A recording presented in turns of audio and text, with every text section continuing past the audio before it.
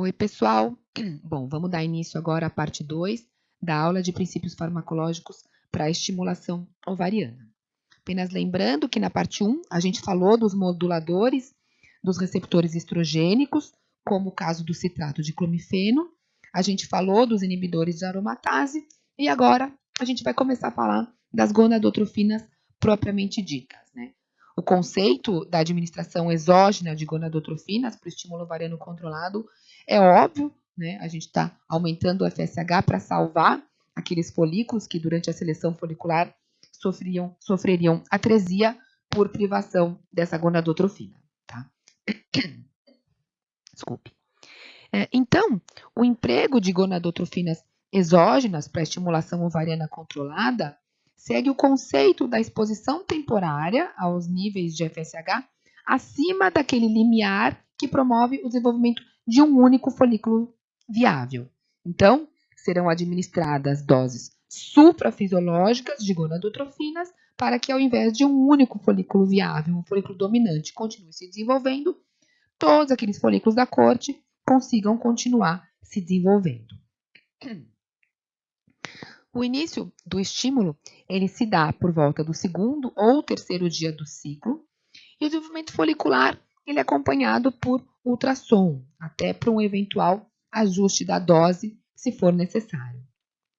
O FSH, ele é administrado até que o folículo atinja um tamanho adequado e esteja pronto para maturação oocitária. Existem dois tipos de FSH exógenos, o recombinante e o urinário. Mas eu não vou entrar nesse mérito, porque não cabe a mim. Bom, vamos voltar aqui mais um pouco, só para a gente lembrar alguns conceitos, para a gente começar a falar um pouquinho também de LH. Veremos. No momento da privação das gonadotrofinas, o maior folículo da corte, por ser o mais desenvolvido e por ter mais células da granulosa e receptores de FSH, continua se desenvolvendo e produzindo cada vez maiores quantidades de estradiol. Conforme ele continua se desenvolvendo, ele passa a expressar nas células dele, lembra? A gente já falou isso também exaustivamente, não só receptores de FSH, mas também receptores de LH. Ao mesmo tempo, as altas concentrações de estradiol levam a um aumento sérico no nível do LH, fazendo com que o folículo dominante, então, ele não dependa exclusivamente do FSH, podendo, então, continuar a se desenvolver em resposta ao LH.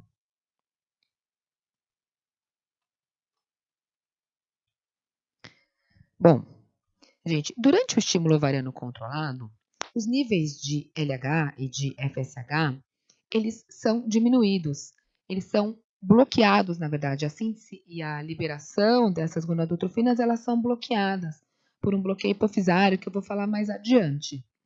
Mas diversos estudos, eles indicam que a supressão excessiva do LH, como acontece no bloqueio hipofisário, que eu vou falar para vocês um pouquinho mais para frente, no final da fase folicular, pode ter efeitos prejudiciais para os resultados dos ciclos de FIV, porque durante o ciclo fisiológico, as concentrações do LH não são nulas, e o LH está lá por algum motivo, né? Então, o bloqueio desse LH e a administração exclusivamente do FSH pode ser prejudicial para o desenvolvimento desses folículos, tá? Sob tais circunstâncias, o uso de preparações urinárias contendo atividade FSH e LH, ou mesmo a adição do LH recombinante ou do HCG associado ao FSH, pode ser útil. Os estudos mostraram que o uso do LH durante um estímulo ovariano controlado, ele pode ter a vantagem de acelerar o desenvolvimento dos folículos maiores e talvez diminuir a duração do tratamento. E diversos estudos mostraram que quando o estímulo ovariano controlado ele é muito longo, a duração do estímulo é maior, os oócitos talvez tenham uma pior qualidade e os embriões também. Então, estudos recentes, eles têm defendido o encurtamento do estímulo ovariano controlado. E aparentemente, ainda não existe consenso na literatura, mas, de acordo com alguns estudiosos, a adição do LH durante o estímulo ovariano controlado pode encurtar esse o tempo do estímulo, tá? Então, conforme eu disse, os estudos são controversos, ainda a respeito do uso do LH associado ao LH, e ainda não tem nenhum consenso a respeito de qual paciente se beneficiaria dessa abordagem. A finalização, conforme também a gente já viu exaustivamente, a finalização do processo do desenvolvimento folicular em um ciclo natural acontece com um aumento nos níveis séricos do LH. O mesmo acontece numa estimulação ovariana controlada. Então, a finalização do processo de desenvolvimento folicular em um ciclo induzido também acontece com a simulação de um pico do LH, tá? O HCG é um hormônio que ele tem ação semelhante ao LH, mas ele tem potência e meia-vida mais alta do que o próprio LH em si. E o trigger, ele vai depender, ou seja, a administração daquele LH ou algo que mimetize o LH no final do estímulo ovariano controlado, ele vai depender do tamanho dos folículos e do nível sérico de estradiol. A administração do LH ou de algo que mimetize a ação do LH, como o HCG, por exemplo, ela deve acontecer por volta de 35 a 36 horas anteriormente à aspiração folicular. Bom, quais seriam essas alternativas ao trigger? Então, quais são outras maneiras de se levar ao pico pré-ovulatório, a se mimetizar o pico pré-ovulatório do LH? Gente, a síndrome da hiperestimulação ovariana, ela é um conjunto de sinais e sintomas que ocorrem pela resposta suprafisiológica, né, dos ovários na fase lútea ou no início da gestação. Acontece por um aumento na permeabilidade capilar, que causada pelo aumento no nível dos estrógenos, podendo levar à passagem de líquido plasmático para o terceiro espaço, tá bom? Então, o aumento do estradiol produzido por todos os folículos durante o estímulo ovariano controlado podem levar ao risco da síndrome do hiperestímulo ovariano ao risco da síndrome do hiperestímulo ovariano. Isso é potencializado pelo trigger do HCG, porque o HCG ele tem uma meia-vida mais longa do que o LH endógeno e mantém a produção do estrógeno por mais tempo. Por outro lado, quando o trigger ele é feito com um GnRH, o pico do LH endógeno tem uma meia-vida mais curta, levando a uma luteólise mais cedo, reduzindo a produção de esteroides e, portanto, a permeabilidade capilar. Então, gente, uma outra alternativa ao trigger que mimetiza o pico do LH, ao trigger do HCG, é o uso do agonista do GnRH, como uma estratégia para a prevenção da síndrome do hiperestímulo ovariano, tá bom? Porque ela leva à liberação de gonadotrofinas pelo hipotálamo por um período mais curto, mimetizando ao máximo o pico fisiológico do LH. Pessoal, vamos lá. Quem é responsável pelo pico de LH?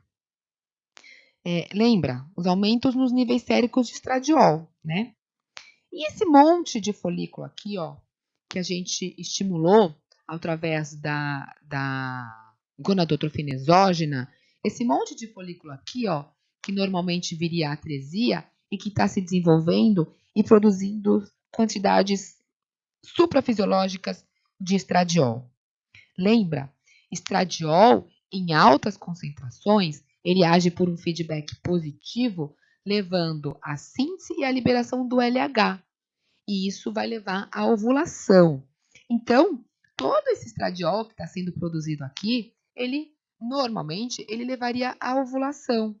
Mas se acontecer uma ovulação aqui nesse momento, ou mesmo uma luteinização dessas células foliculares, no momento da punção folicular, a gente não vai ter recuperação de óvulos viáveis à fertilização. Então, durante o estímulo ovariano controlado, a gente precisa ter um bloqueio desse LH.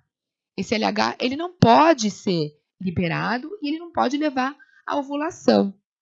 Tá bom? Então, vamos lembrar, a liberação do LH, ela se dá por via hipotálamo, né, através da liberação do GNRH, pelo sistema porta-hipofisário. Então, se a gente bloquear esse sistema, a gente pode evitar a liberação do LH e uma ovulação prematura. Vamos entender um pouquinho como é que funciona o... Bom, gente, vamos entender como é que funciona o receptor do GNRH. O receptor do GNRH é daquele tipo de receptores transmembrânicos ligados à proteína G. A ligação do GNRH ao seu receptor causa ativação e dissociação da proteína G. Em seguida, acontece a dimerização dos complexos hormônio-receptor, formando um aglomerado desses complexos. E aí toda essa estrutura ela é internalizada e levada aos lisossomas. A maioria dos receptores ela é liberada dos seus ligantes no ambiente ácido dos lisossomos e é reciclada de volta para a membrana plasmática, enquanto o ligante ele é degradado nos lisossomas. É isso o que acontece normalmente. Então, vamos ver aqui. Então vamos ver aqui como é que funciona. Tá vendo? O ligante e o receptor, o complexo ligante e receptor, ele é internalizado e levado aos lisossomas. E aí, normalmente, o que deve acontecer é isso aqui. Acontecer uma dissociação aqui nesse momento do receptor e ligante. O receptor, ele é reciclado de volta à membrana plasmática. Então, ele volta à membrana plasmática para eventualmente ligar-se a outros ligantes, enquanto o ligante, ele é dissociado dentro dos lisossomas. Porém, alguns receptores, eles falham em liberar os seus ligantes. E aí, eles são degradados junto com os ligantes nos lisossomas. Então, sob contínua exposição ao GNRH, como acontece no caso do agonista do GNRH, o número de receptores na superfície das células começa a diminuir gradativamente. E a sensibilidade dos gonadotrófos ao GNRH também começa a diminuir, levando a uma dessensibilização desses gonadotrófos. Desculpa. Levando a uma dessensibilização desses gonadotrófos. Esse mecanismo é um mecanismo conhecido como down regulation. Então, o tratamento contínuo, ou seja, não pulsátil, com o GNRH, ele causa, primeiro, um estímulo inicial, né, obviamente, que ele leva, né, à secreção de gonadotrofinas, mas isso é seguido por uma regulação negativa dos receptores do GNRH e perda de responsividade.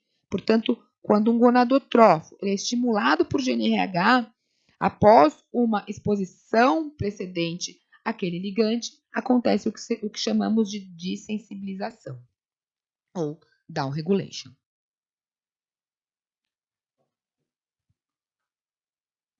Então, aqui só para vocês verem como funciona, a gente tem os receptores ligados ao seu ligante, aí o complexo ligante-receptor sendo internalizado, indo para os endossomas.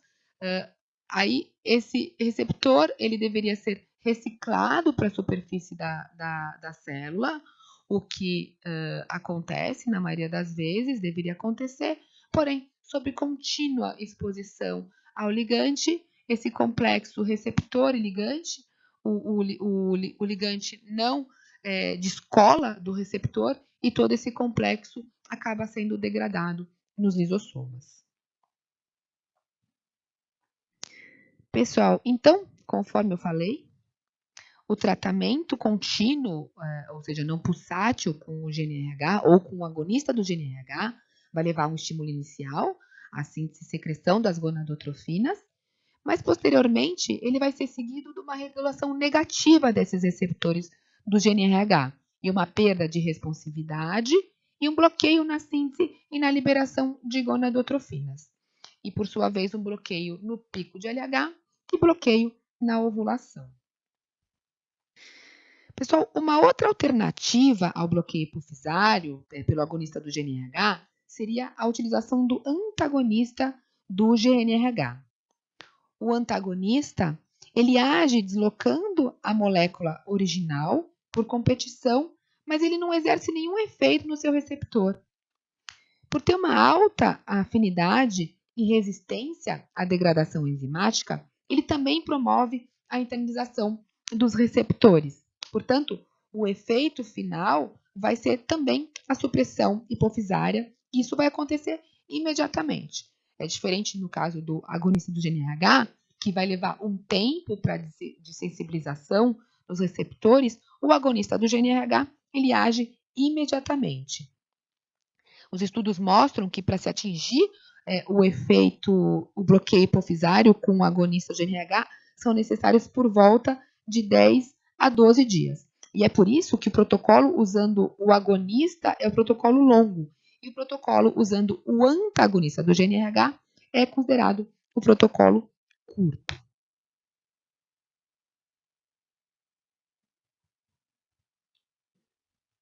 Bom, pessoal, conforme eu falei para vocês já no início da aula, a parte 1, um estímulo ovariano adequado, um estímulo ovariano em ordem, ele deve levar à recuperação de 5 a 14 oócitos. Porém, uma pobre resposta ou uma hiperresposta ao estímulo ovariano são achados bastante comuns. Conforme eu também disse, o uso de diferentes protocolos para o estímulo ovariano controlado, ele tem que levar em consideração um equilíbrio entre a recuperação de poucos e de muitos oócitos. A recuperação de poucos oócitos leva a um menor risco de síndrome do hiperestímulo ovariano, tem um menor custo, por outro lado, pode levar a uma menor chance de se obter um bebê em casa. Enquanto a recuperação de muitos oócitos, ela aumenta o risco da síndrome do hiperestímulo ovariano, mas também leva a um maior número de embriões, a uma maior produção de embriões e nos facilita a seleção do melhor embrião para a transferência. O ideal seria, gente, em que se fosse feito um estímulo ovariano controlado individual para cada paciente.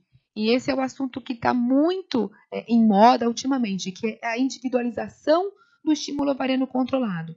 É não se utilizar uma dose fixa de gonadotrofina para cada paciente, não se utilizar sempre a mesma gonadotrofina, sempre aquele mesmo protocolo de bloqueio, utilizar ou não o LH. O que tem se feito, o que tem se falado, que é ideal não só na medicina reprodutiva, mas em medicina como um todo, é a individualização do paciente. É entender qual seria o benefício para cada paciente de cada protocolo de estímulo ovariano controlado. Mas é um pouco difícil você saber como cada paciente vai responder ao estímulo ovariano controlado. Então, para isso, existem alguns marcadores da resposta ovariana, alguns marcadores tanto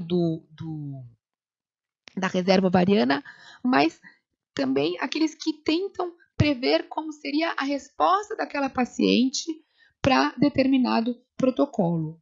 Mas é quase impossível prever com precisão a resposta ovariana e adaptar ao protocolo de estimulação individualizado, tá?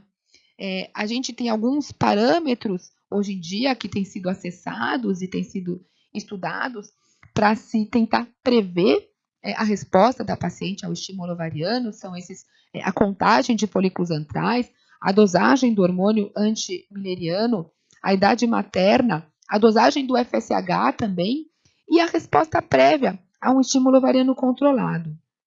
Mas, de qualquer maneira, o que tem sido mostrado hoje é que esses marcadores, apesar deles ajudarem a tentar se entender como vai ser a resposta da paciente ao estímulo ovariano controlado, eles ainda não são suficientes para prever de maneira fidedigna como aquela paciente vai responder. Então, dessa maneira, o desenvolvimento de outras técnicas não invasivas, obviamente, capaz de prever a resposta ao estímulo ovariano controlado podem ser úteis. E é uma das áreas da reprodução assistida que tem sido mais estudada hoje. Então, gente, num próximo momento, num próximo encontro, muito provavelmente nas reuniões científicas, eu vou falar um pouco para vocês, a gente vai discutir um pouco essas novas técnicas não invasivas que têm sido utilizadas, que têm sido testadas, estudadas para se predizer a resposta ovariana a um estímulo ovariano controlado, tá bom? Obrigada, pessoal, e cuidem-se, cuidem da família de vocês, fiquem em casa e a gente se vê em breve. Um beijo grande.